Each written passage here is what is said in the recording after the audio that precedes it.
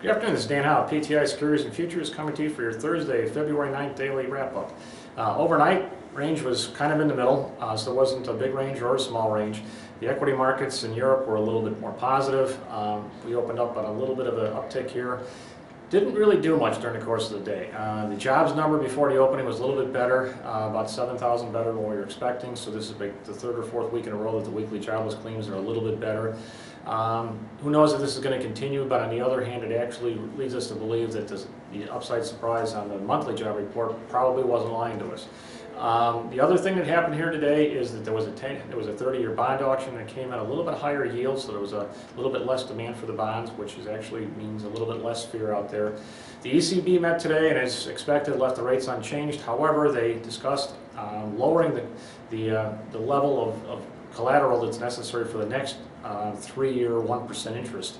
So realistically, if they keep taking more and more trash, pretty soon a note from your mother will be good enough to get a $1 billion loan from the ECB. So earnings came in a little bit better than expected. I mean, with Bungie and a couple others today, but realistically, they weren't the story. It was a very, very low volume day, slightly up. Seems to be the whole pattern of the whole week. The S&P closed up 2. The Dow closed up slightly. Nasdaq was slightly positive also. So across the board, very, very dull up day.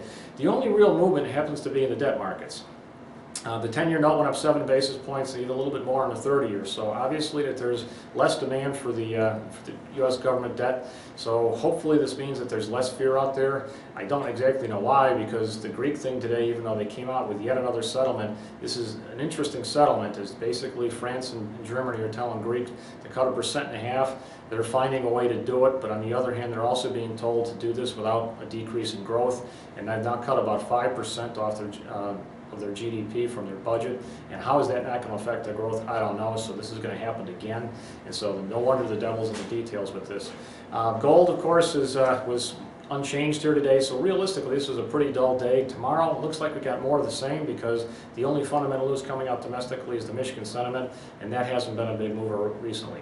It's been Dan Howe, PTI Securities and Futures.